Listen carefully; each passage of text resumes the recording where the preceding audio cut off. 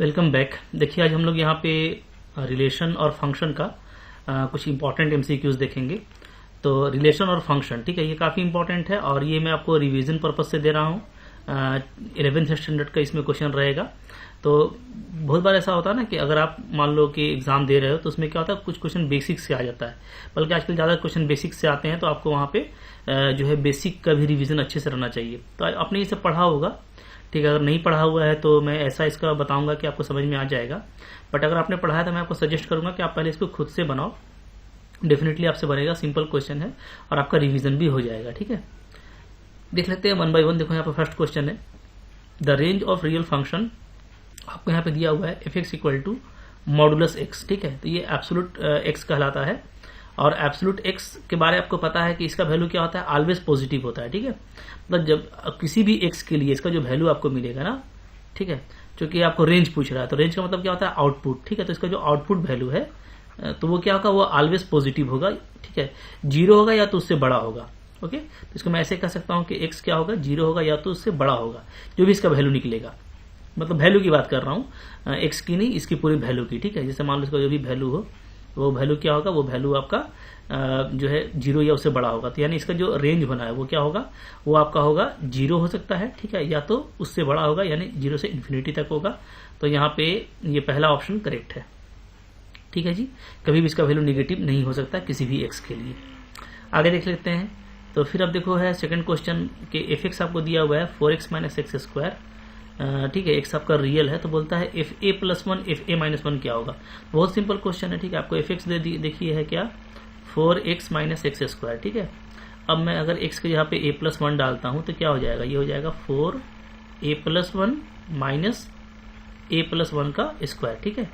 फिर अगर मैं निकालता हूं एफ ए माइनस वन तो ये हो जाएगा 4a minus one minus a minus one का होल स्क्वायर, ठीक है।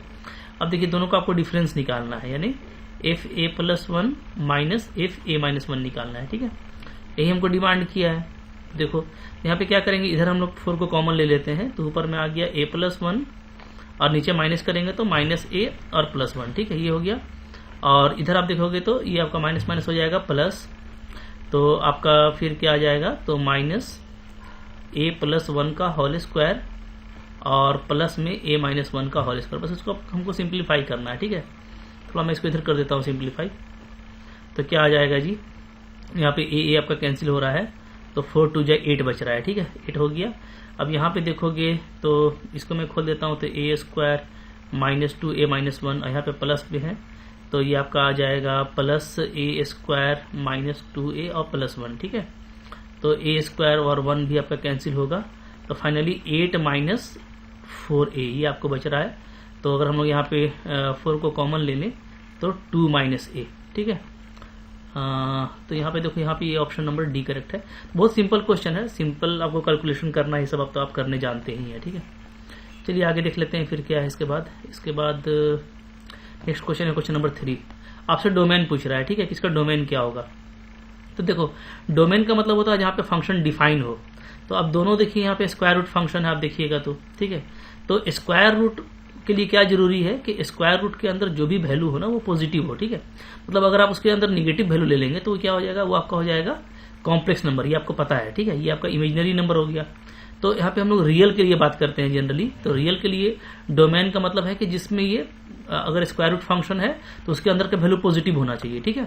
यानी मैं कह सकता हूँ कि यहाँ पे ये कब डिफाइन होगा, तो यहाँ पे ऐसे लिखेंगे हम लोग, F x is define, F x is define होगा कब, वेन, जब ये अंदर जो x माइनस वन है, ठीक है, रूट के अंदर वो भी पॉजिटिव हो और जो 3 माइनस एक्स है वो भी आपका पॉजिटिव हो, दोनों पॉजिटिव होना चाहिए, ठीक है। तो अब यहाँ से आप देखोगे तो क्या आ जाएगा, तो यहाँ से आ जाएगा x आपका ग्रेटर देन इक्वल टू 1 और नीचे से होना चाहिए आपका 3 is greater than equal to x, ठीक है।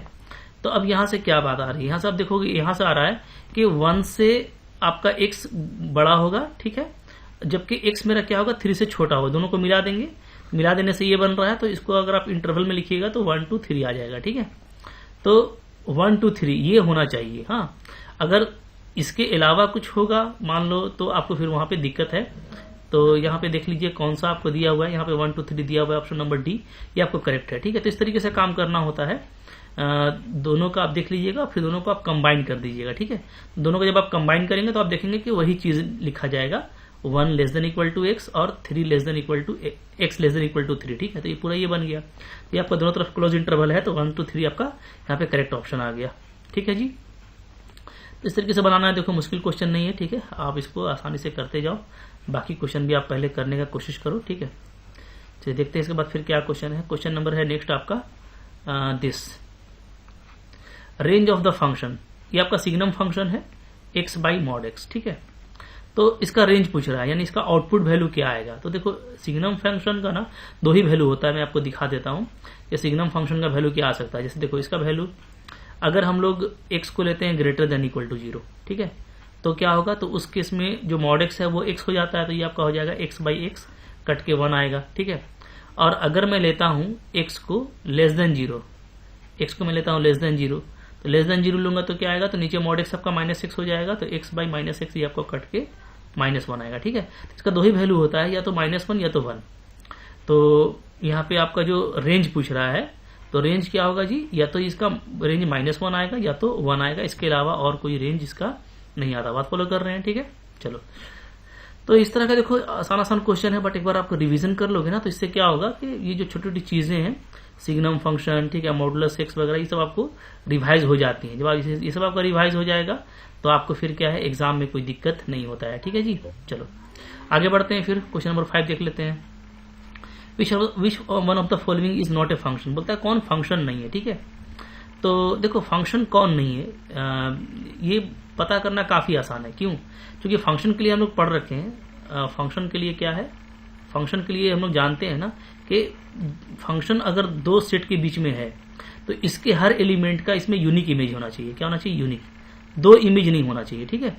और जनरली स्क्वायर रूट में ऐसा हो जाता है, जैसे आप देखिएगा यहाँ पे, देखो यहाँ पे तो x square equal to y है, ठीक है। इधर एक्स ले लेते हैं, इधर वाई ले लेते हैं, ओके। तो इधर क्या है, x square equal to y है, ठीक है। और इधर क्या है, इधर आपका y square equal to x है। बात समझिए, हाँ। तो x square equal to y को आप देखो, x square equal to y की मैं बात कर रहा हूं।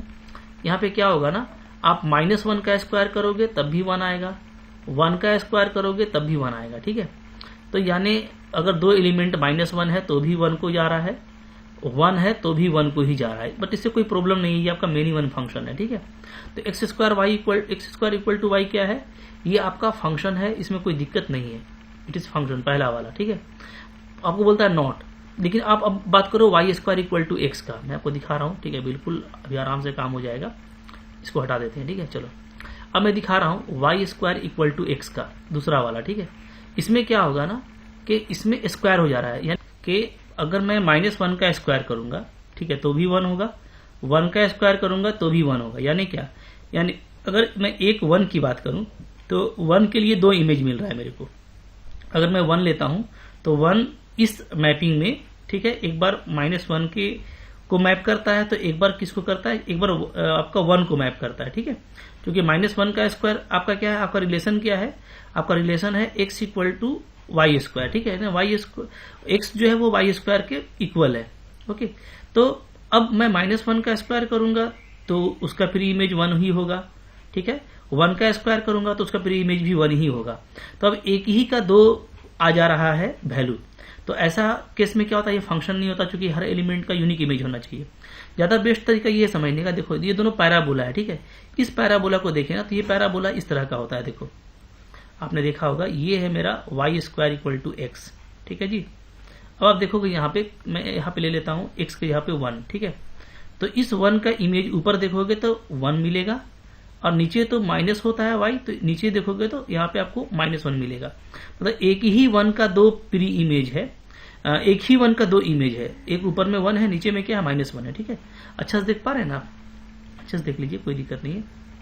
ऐसे बना देता हूँ, ठीक है। ये तो ये नीचे वाला वैल्यू ये आपका -1 है, क्योंकि ये नीचे माइनस वाई एक्सिस है, ऊपर में आपका प्लस वाई एक्सिस है। तो एक particular value x equal to 1 के लिए 2 इमेज है, 1 और -1। यहाँ पे वही दिखा रहा हूँ जो कि पॉसिबल नहीं है, तो ये आपका फंक्शन नहीं है, ठीक है। अच्छा एग्जाम्पल, इसको आप अच्छे से समझ करके रखना, ठीक है जी। चलो आगे बढ़ते हैं फिर।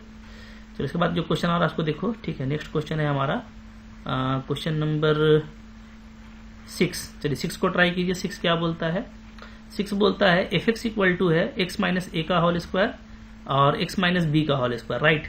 तो आपको एफ ए प्लस बी निकालना है। तो ये सब तो बहुत सिंपल चीज़ है, ठीक है, लॉलीपॉप है। एफ ए प्लस बी क्या हो जाएगा, सिंपली आप x के प्लेस पे ए प्लस बी डाल दो। तो यहाँ पे a प्लस बी डालेंगे तो आपको क्या बचेगा, सिर्फ b का स्क्वायर बचेगा। यहाँ पे a प्लस बी डालोगे ए बी कट जाएगा, a का स्क्वायर बचेगा, ठीक है, बी स्क्वायर ए स्क्वायर, यानी यहाँ पे ये ऑप्शन करेक्ट है। बहुत ही आसान क्वेश्चन है।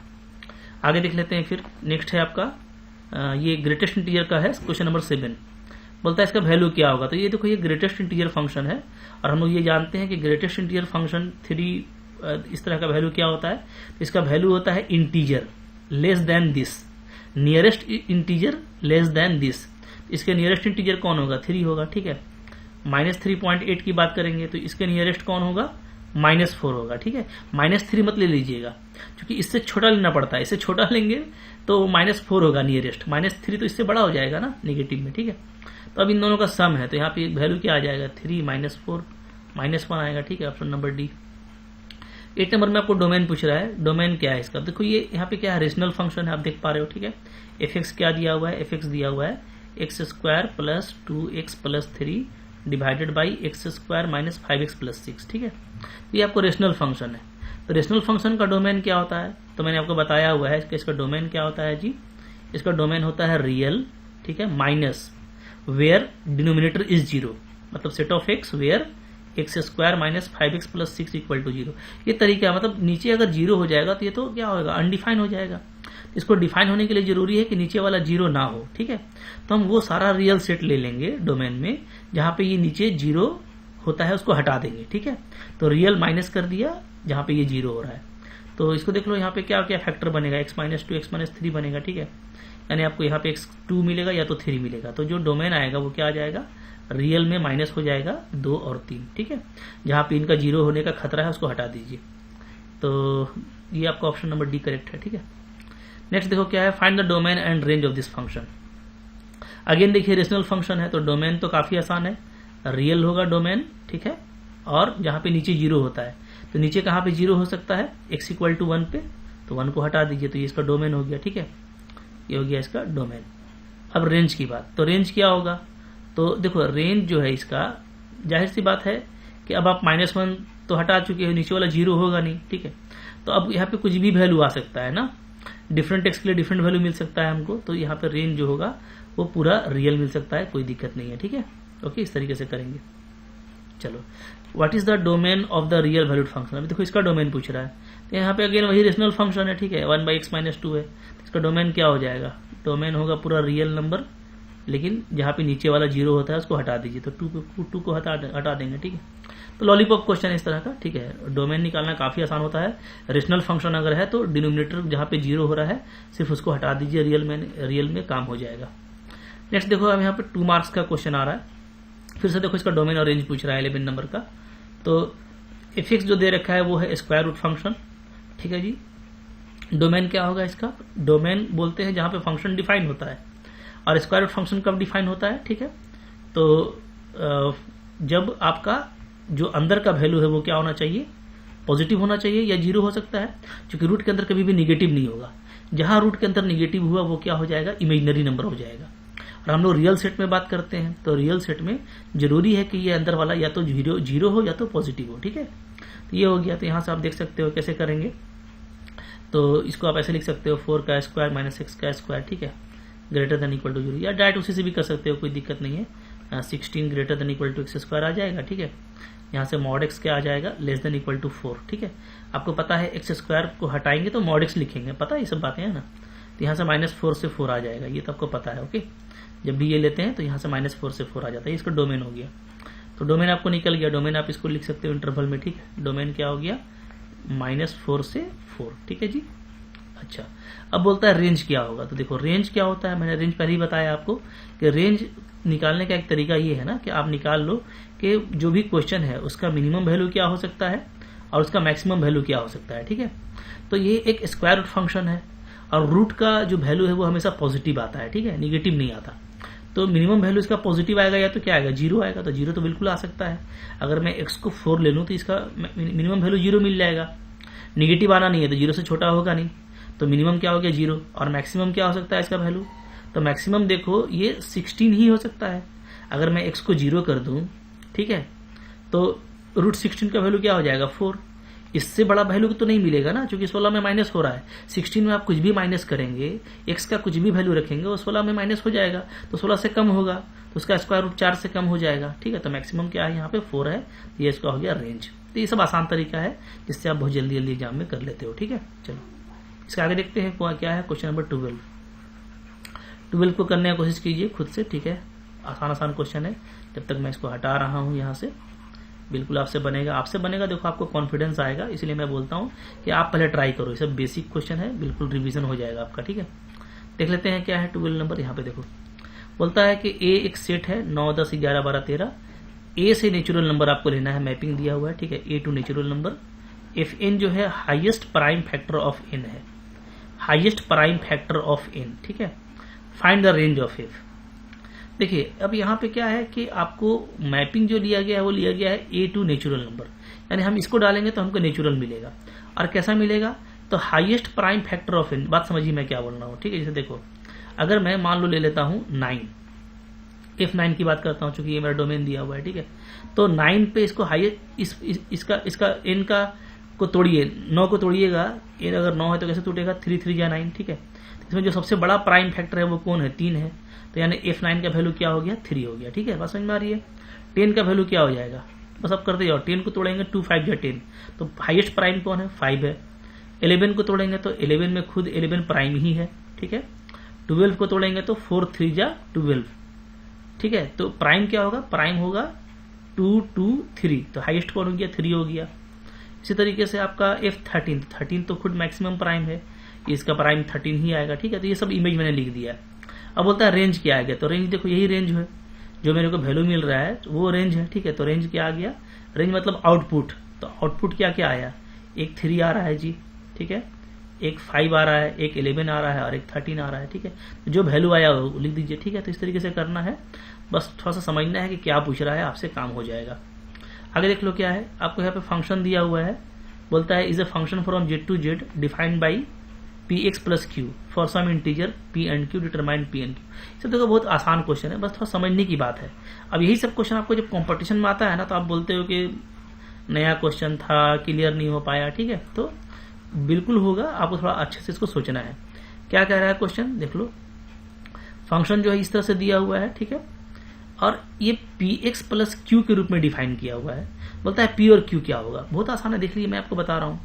यहाँ पे देखिए आपको fx जो है, ध्यान दीजिएगा। ठीक है, क्या है fx आपका है क्या, px प्लस q। ठीक है, ये अब देखो अगर मैं x -1 लेता हूं तो क्या मिलता है, वैल्यू -8, यानी अगर -1 रख दूं तो क्या आ जाएगा, -p आ जाएगा। x के यहाँ पे -1 रख दिया, प्लस q इक्वल टू क्या है, -8 है। ठीक है, दूसरा रखिए, अगर 1 रखता हूं तो -2 मिलेगा, तो f1 रखता हूं तो उसका वैल्यू क्या है, -2। तो या 1 रखूंगा तो ये p प्लस q हो जाएगा, इसका वैल्यू क्या है, -2। इसको सोल्व कर दीजिए, q कट गया, सॉरी p कटेगा जोड़ने से, तो q 2q हो गया, इधर आपका हो गया -10, तो q क्या हो गया, q हो गया आपका -5। q अगर -5 है तो रख दीजिए कहीं पर भी। ठीक है, जैसे मैं यहाँ पर रख देता हूँ तो p का वैल्यू क्या आ जाएगा, 3 आ जाएगा। ओके, तो p आपका आ गया 3 और q आ गया -5। अगर आप इसको भी रखते तो वही चीज आता, आप रख के देख सकते हैं, कोई इशू नहीं है। ठीक है, चलो तो इस तरह से देखो, थोड़ा समझने वाला क्वेश्चन है कि जहां इस तरह से दिया हुआ है तो आपको इनपुट आउटपुट दिया हुआ है। पहला वाला डोमेन होता है, बाद वाला रेंज होता है। ठीक है, तो -1 पे -8 वैल्यू है, 1 पे -2 है, तो इस तरीके से आप वैल्यू रख करके काम कर सकते हैं। नेक्स्ट देखिए क्या है यहाँ पे, नेक्स्ट है हमारा 14 number. F real to real है, fx ऐसे डिफाइन किया हुआ है, x² + 3। ठीक है जी, तो बोलता है कि फाइंड x। ठीक है, थोड़ा सा क्वेश्चन बस यहाँ पे थोड़ा घुमाने का कोशिश किया है आपको, हल्का हल्का, बिल्कुल स्लाइटली। इसलिए मैं बोलता हूँ कि आप इसको रिवीजन मोड से करेंगे ना, तो आपको इसको करने के बाद सारी बातें आपको याद आ जाएंगी, आके आपने 11th-12 लेवल पे क्या क्या पढ़ा था। देख लो यहाँ पे क्या है, आपको पहला फाइंड करना है set of x such that fx equal to 28, ये बोल रहा है जी। ठीक है, अच्छा fx क्या है, x² + 3 है, बात ध्यान दीजिएगा। हाँ, यानी सेट ऑफ x निकालना है, जबकि x² + 3 क्या हो, मेरा 28 हो। ठीक है, तो इसको आप ऐसे लिख सकते हैं, set of x² equal to क्या हो जाएगा, 25।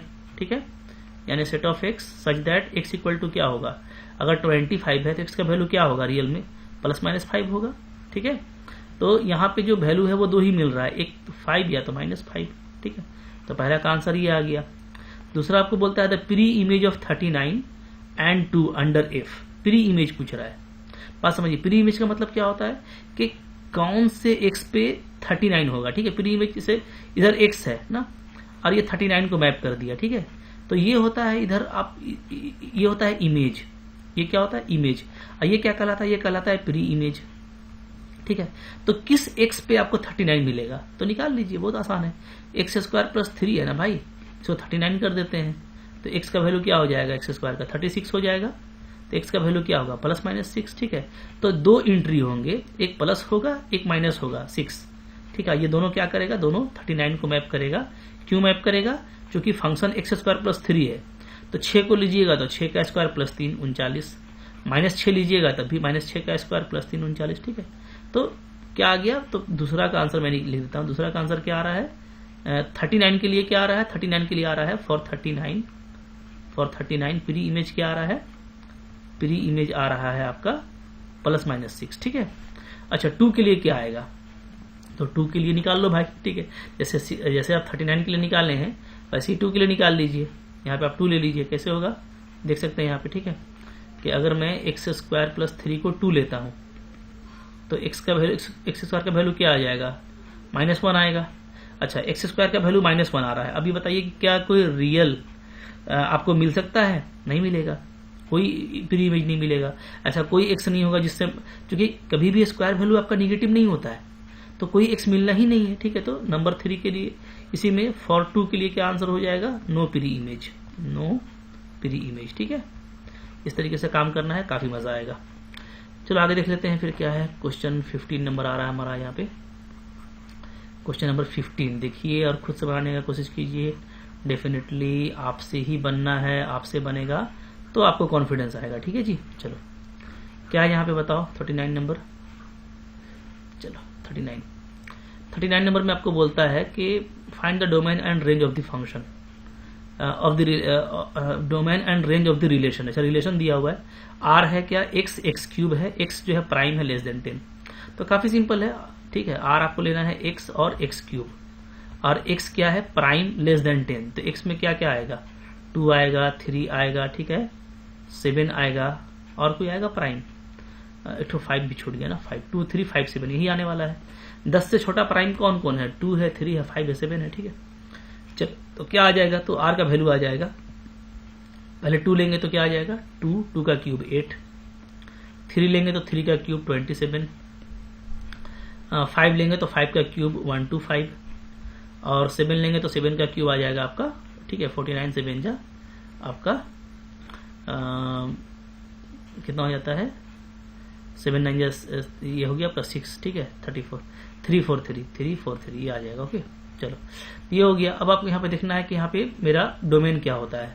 तो डोमेन क्या होता है, डोमेन होता है, ठीक है, जो आपका इनपुट है 2 3 5 7 ये आपका डोमेन हो गया 2 3 5 7, ठीक है।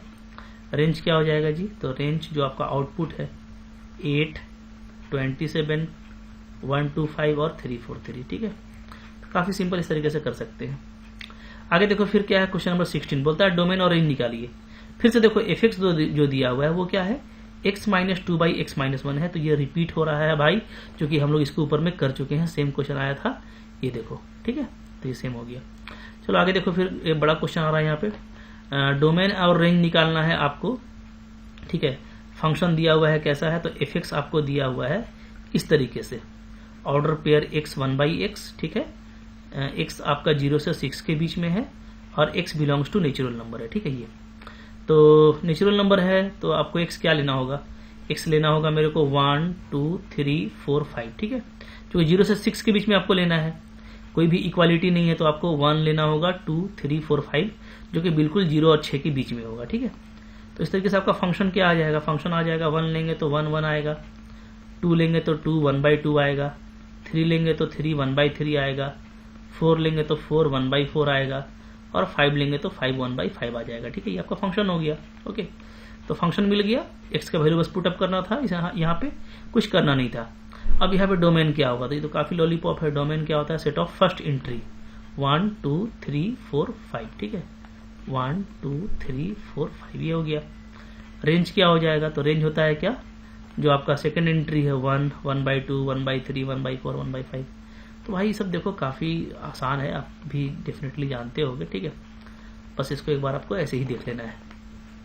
नेक्स्ट देखिए क्या है, domain and range of the real function. Domain और रेंज से बहुत सा क्वेश्चन आता है। यहाँ पे देखो अगेन एक स्क्वायर रूट फंक्शन दिया हुआ है, ठीक है। 18 में क्या दिया हुआ है, 2x-1, ठीक है, ये आपको दिया हुआ है।